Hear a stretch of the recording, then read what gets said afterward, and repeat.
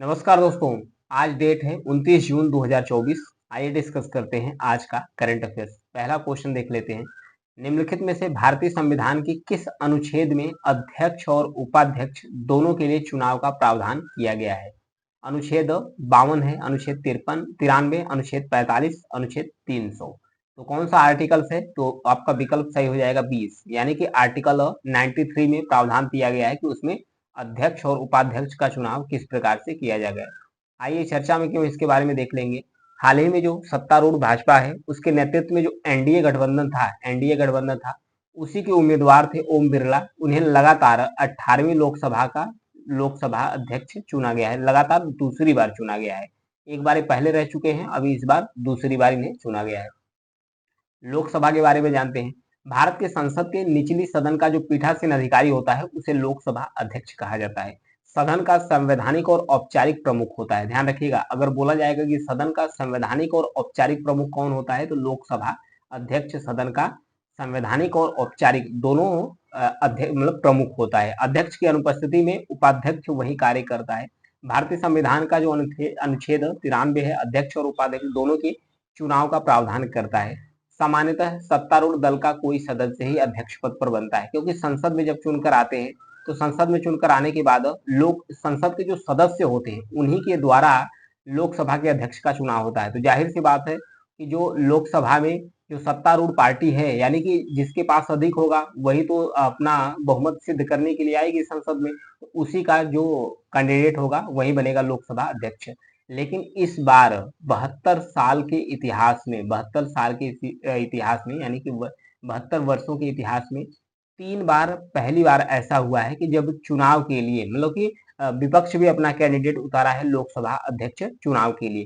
पहली बार 1952 में उतारा गया था, दूसरी बार 1976 में उतारा गया था और तीसरी बार 2024 में उतारा गया था। अब उतारा गया था के सुरेश थे जो उतरे थे ओम बिरला के खिलाफ, जो कांग्रेस पार्टी के 8 बार के सांसद रह चुके हैं। आगे बढ़ेंगे, इनका वेतन और भत्ते के बारे में बात कर लेते हैं। लोकसभा अध्यक्ष संसद द्वारा निर्धारित जो नियमित वेतन और भत्ता होता है उसके हकदार होते हैं। भारत की जो संचित निधि होती है, ध्यान रखिएगा, लोकसभा अध्यक्ष का जो वेतन और भत्ता होता है भारत की संचित निधि पर निर्भर करता है, इसलिए वह संसद के वार्षिक जो मतदान है उसके अधीन नहीं होता है। इनका कार्य क्या होता है? व्यवस्था और शिष्टाचार बनाए रखना, यानी अध्यक्ष के पास सदन की कुल संख्या के जो 10वें भाग है, सदन की संख्या के कुल 10वें भाग यानी कोरम जिसे कहा जाता है, अगर ये संख्या अभाव है इसका, तो वो बैठक को निलंबित या स्थगित कर सकते हैं। निर्णायक मत, अगर मत बराबरी की स्थिति है तो अध्यक्ष अपना निर्णायक मत दे सकता है। धन विधेयक पर निर्णय, अध्यक्ष के पास यह निर्णय लेने का विशेष अधिकार होता है कि कोई भी विधेयक धन विधेयक है या नहीं है। सदस्यों को अयोग्य ठहराना, 10वीं अनुसूची में जो दल बदल प्रावधान किया गया था 92वें संविधान संशोधन के द्वारा, तो उसमें प्रावधान है अध्यक्ष को यह पावर दिया गया था कि कोई किसी भी सांसद सदस्य को अयोग्य ठहरा सकते हैं कि नहीं ठहरा सकते हैं। आगे बढ़ेंगे, दिया है हाल ही में यह देखा गया है कि चीन शांतिपूर्ण सह अस्तित्व के 5 सिद्धांतों की जो 70 साल की वर्षगांठ है, 5 सिद्धांतों वाली जो पंचशील समझौता है उसकी वर्षगांठ मना रहा है। कौन सी वर्षगांठ मना रहा है? 70वीं वर्षगांठ मना रहा है, जिसे भारत पंचशील के नाम से जाना जाता है। भारत इसे पंचशील के नाम से बुलाता है, चीन इसे शांतिपूर्ण सह अस्तित्व के 5 सिद्धांत के नाम से बुलाता है। ये कब साइन हुआ था? इसका समझौता कब हुआ था? 1950, 1953, 1954, 1960। तो आपका विकल्प सही हो जाएगा सी, यानी 1954 में पंचशील समझौता साइन हुआ था चाइना और इंडिया के बीच में। आइए इसके बारे में कुछ और भी फैक्ट के बारे में देख लेते हैं। कभी कभी कूटनीतिक जटिलता के कारण झड़प हो जाती है, सीमा विवाद हो जाता है चाइना और भारत के बीच में। तो इसी को संबोधित एड्रेस करने के लिए 1950 में तो राजनयिक संबंध स्थापित किए गए थे चाइना और भारत के बीच में। फिर 1954 आते आते जो पंचशील समझौता है इसे साइन कर लिया गया था। ये पंचशील समझौता का उद्भव कहाँ से हुआ है? इसकी उद्भव है बौद्ध धर्म का जो पंचशील अवधारणा है, कंसेप्ट है, उसी के आधार पर। ये 5 नैतिक जो व्रत है जिसका वर्णन करता है पंचशील अवधारणा बौद्ध ग्रंथ का: हत्या, चोरी, यौन दुराचार, झूठ बोलना, मादक पदार्थों का सेवन करना, ये सभी पाप बताया जाता है बौद्ध धर्म के अनुसार। वहीं चीनी दार्शनिक रहे कन्फ्यूशियस, इन्होंने मतभेदों के बीच सामंजस्य की बात की और इन सिद्धांतों को आधारशिला रखी, यानी पंचशील सिद्धांतों की जो बौद्ध का पंचशील अवधारणा है उसी के आधार पर रखा गया है। पंचशील का आधुनिक रूप चीन में उभरा, जिससे प्राचीन ज्ञान को समकालीन और अंतर्राष्ट्रीय संबंधों के साथ जोड़ा गया। इसके तहत होगा क्या, प्रादेशिक अखंडता और संप्रभुता के लिए पारस्परिक सम्मान, मतलब दोनों ही देश एक दूसरे का जो संप्रभुता है और अखंडता है उसका रिस्पेक्ट करेंगे। और पारस्परिक अनाक्रमण, मतलब दोनों ही देश कोई भी मुद्दा होगा, कोई भी इश्यूज होगा, उसको बैठकर सुलझाएंगे, न कि युद्ध, मतलब आक्रमण नहीं करेंगे कोई देश एक दूसरे पर। पारस्परिक हस्तक्षेप की नीति, मतलब कि कोई भी देश, मतलब दोनों देश चीन और इंडिया दोनों में से कोई भी, चाइना और इंडिया दोनों में से कोई भी देश एक दूसरे का जो टेरिटरी है, यानी कि जो क्षेत्र है उसमें इंटरफेयर नहीं करेंगे। समानता और पारस्परिक लाभ, दोनों एक दूसरे के साथ समान व्यवहार रखेंगे। शांतिपूर्ण सह अस्तित्व, अंतिम लक्ष्य यही है कि शांतिपूर्ण सह अस्तित्व का जो वातावरण है उसको विकसित करना। आगे बढ़ेंगे।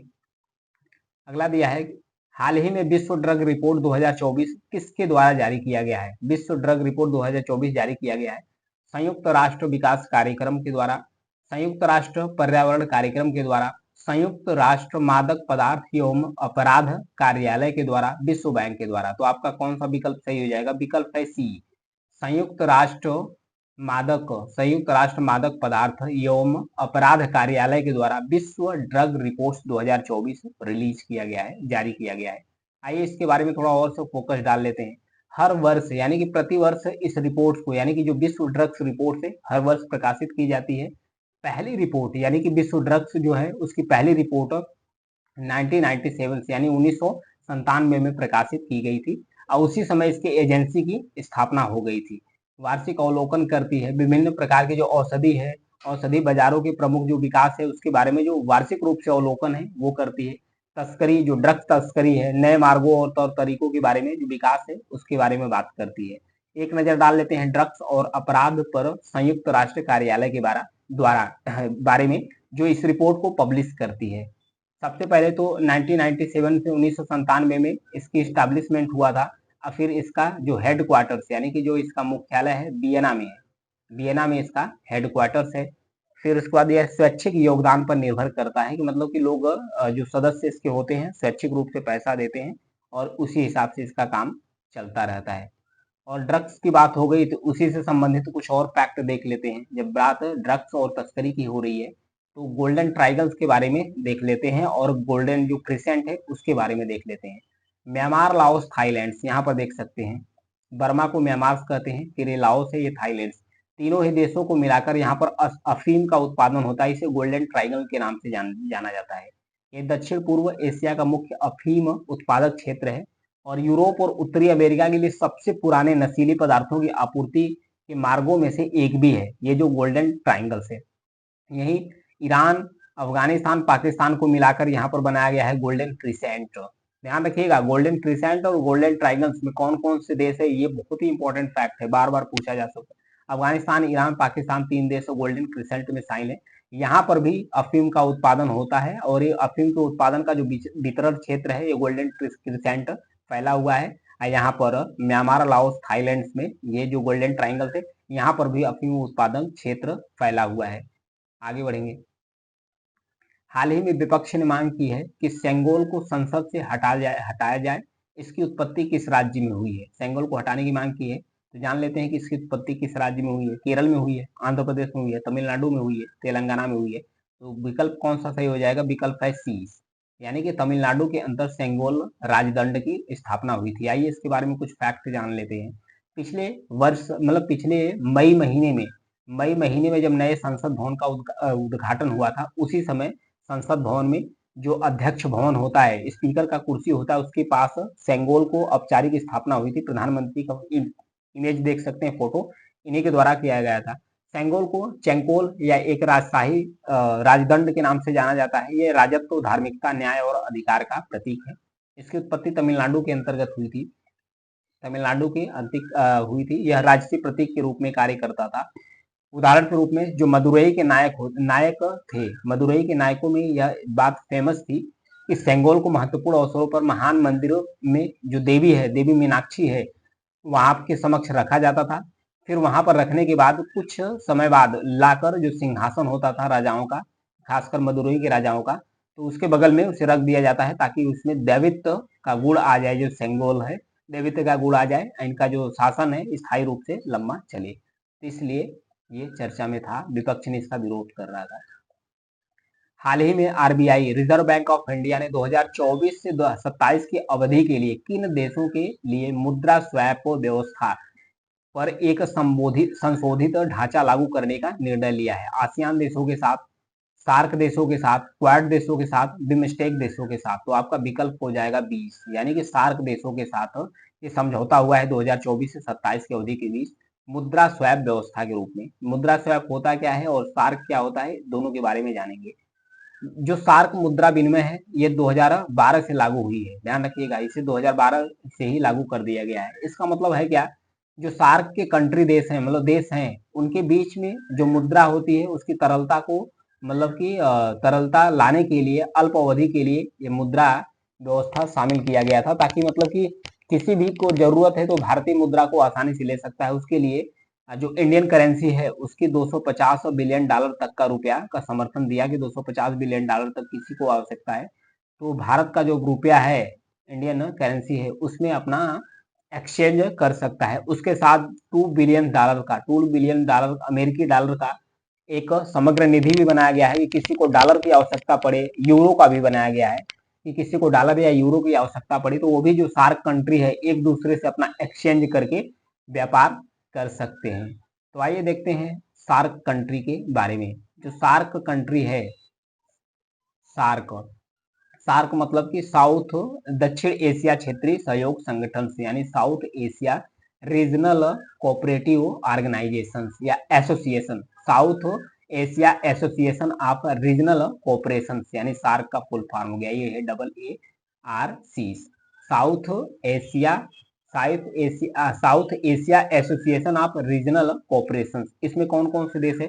सबसे पहले तो इसका फाउंड किया गया था 1985 में, 1985 में सार्क की स्थापना हुई थी और 1987 आते आते, ध्यान रखिएगा, 1987 आते आते काठमांडू जो कि नेपाल की राजधानी है, यहाँ पर इसका हेडक्वार्टर स्टैब्लिश कर दिया गया था, जिसे सचिवालय के नाम से जाना जाता है। इसका उद्देश्य यही है, अंतर क्षेत्रीय सहयोग को बढ़ावा देना, अपने सदस्य देशों के बीच जो आर्थिक है और जो सामाजिक है, सामाजिक सहयोग को बढ़ावा देना। इसमें कौन कौन से देश शामिल है?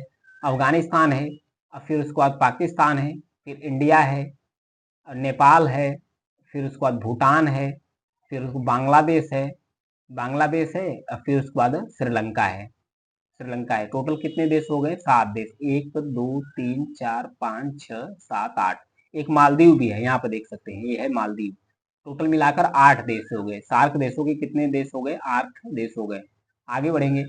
न्यू स्पेस इंडिया लिमिटेड यानी कि NSIL, new India space limited अंतरिक्ष मैत्री मिशन के तहत निम्न में से किस देश के जो ऑप्टिमस अंतरिक्ष यान है को लॉन्च करने के लिए तैयार हुआ है?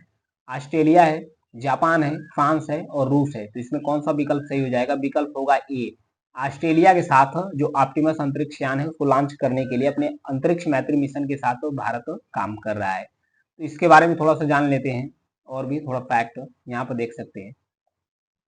पहले अंतरिक्ष मैत्री मिशन के बारे में जानते हैं। जो स्पेस मैत्री मिशन है ये ऑस्ट्रेलिया और भारत की जो कंपनी है उन दोनों के बीच ही ये मैत्री मिशन है, ताकि जो स्थायी अंतरिक्ष परिचालन है उसको बढ़ावा दिया जा सके दोनों देशों के बीच में। एक स्पेस मशीन कंपनी है उसी को डेडिकेट किया गया है। साझेदारी ऑस्ट्रेलिया है, भारतीय अंतरिक्ष सेवा फर्म स्पेस मशीन कंपनी ने भारतीय अंतरिक्ष अनुसंधान संगठन यानी इसरो का जो वाणिज्यिक शाखा है NSIL, जो इसरो की वाणिज्यिक शाखा है उसी के साथ समझौता हुआ है। तो ये जो ऑप्टिमस अंतरिक्ष यान है ये ऑस्ट्रेलिया की है, सबसे बड़ा ऑस्ट्रेलिया द्वारा डिजाइन और निर्मित अंतरिक्ष यान है और स्पेस मशीन कंपनी का दूसरा अंतरिक्ष यान है जिसे NSI 2026 में अपने लघु उपग्रह प्रक्षेपण यान द्वारा प्रक्षेपित करने वाला है, यानी कि 2026 में इसे ऑप्टिमस अंतरिक्ष यान को लॉन्च करेगा, NICL के द्वारा इसे लॉन्च किया जाएगा। आगे बढ़ते हैं। हाल ही में नेट्रोन झील में लाखों फ्लेमिंगो को जलवायु परिवर्तन और मानवीय गतिविधियों के कारण खतरों का सामना करना पड़ा है। ये झील कहाँ स्थित है? अर्जेंटीना में, मैक्सिको, तंजानिया और मालदीव। तो आपका विकल्प हो जाएगा सी, यानी कि ये तंजानिया में स्थित है। तो तंजानिया में स्थित है, तो इस झील के बारे में थोड़ा सा और भी जानकारी ले लेते हैं। तंजानिया का जो नेक्रोल झील है, यहाँ पर लाखों फ्लेमिंगो, ये जो उत्तरी तंजानिया है, यहाँ पर देख सकते हैं जो लेक नेक्ट्रॉन्स है, ये उत्तरी तंजानिया में स्थित है। जो रिफ्ट वैली है, पूर्वी अफ्रीका का जो रिफ्ट वैली है, यहाँ से ये रिफ्ट वैली का पार्ट ही है, यहीं से होकर ये गुजरती है। नेक्ट्रॉन झील, जिससे कि यह एक नमकीन झील है, जिसे क्षारी झील के नाम से जाना जाता है। क्षारी झील है, यह छोटे फ्लेमिंगो के लिए एक महत्वपूर्ण प्रजनन स्थल है। यहाँ अंतर्राष्ट्रीय महत्व का रामसर स्थल भी है, जो नेक्ट्रॉन झील है। तो लोकेशन काफी इंपॉर्टेंट है, इसे याद रखिएगा। निम्नलिखित में से कौन सा देश 2030 से पशुधन CO2 यानी कि पशुधन कार्बन डाइऑक्साइड पर टैक्स लगाने वाला पहला देश बन जाएगा? स्वीडन है, डेनमार्क है, जर्मनी है, पोलैंड है। तो आपका विकल्प हो जाएगा 20 यानी कि डेनमार्क। डेनमार्क 2030 से जो पशुधन होता है, पशुधन के द्वारा जो कार्बन उत्सर्जन किया जाता है, उस पर टैक्स लगाना शुरू कर देगा। तो यह है डेनमार्क। डेनमार्क को जटलैंड जो प्रायद्वीप है, यहाँ पर देख सकते हैं, जर्मनी और डेनमार्क का जो जटलैंड प्रायद्वीप है उसी का पार्ट है। यहाँ पर नॉर्थ सी के बगल में है, और फिर एक साइड में, दूसरे साइड में इसका बाल्टिक सी, इन दोनों सी के बीच में स्थित है डेनमार्क। यह एक नार्डिक कंट्री भी है। नार्डिक कंट्री मतलब नार्डिक देश है। डेनमार्क का लक्ष्य है कि 1990 तक, ध्यान रखिएगा, 1990 के स्तर से जो ग्रीन हाउस गैस है उसके उत्सर्जन जो होता है, उसका जो 70% भाग है, 70% तक कम कर देना 2090 के स्तर से। और टारगेट कितना रखा गया है? 2030 तक। 2030 तक 70% जो कार्बन उत्सर्जन होता है उसको कम कर देना। किस लेवल तक ले जाना है? 1990 के लेवल तक पहुंचा देना है। तो आइए एक नजर डाल लेते हैं नार्डिक कंट्री के बारे में। पूछ देता है कभी कभी, मैच द फॉलोइंग पूछ देता है, कभी कभी पूछ देता है कि निम्नलिखित में से कौन सा नार्डिक देश नहीं है। तो ये है डेनमार्क है, फिनलैंड है, आइसलैंड है, नॉर्वे है, स्वीडन है, स्वालबर्ड है, स्वालबर्ड, जान मारियाना, ये सब आइलैंड है छोटे छोटे, ग्रीनलैंड है, फिर उसके बाद पैरो आइलैंड्स है, और एलैंड्स आइलैंड्स है। ये सारे द्वीप और देश मिलाकर नार्डिक कंट्री के अंतर्गत आते हैं, नार्डिक देश के अंतर्गत आते हैं। तो आज की न्यूज इतना ही है। न्यूज पसंद आती है तो सब्सक्राइब, लाइक और शेयर जरूर कीजिएगा। Thank you.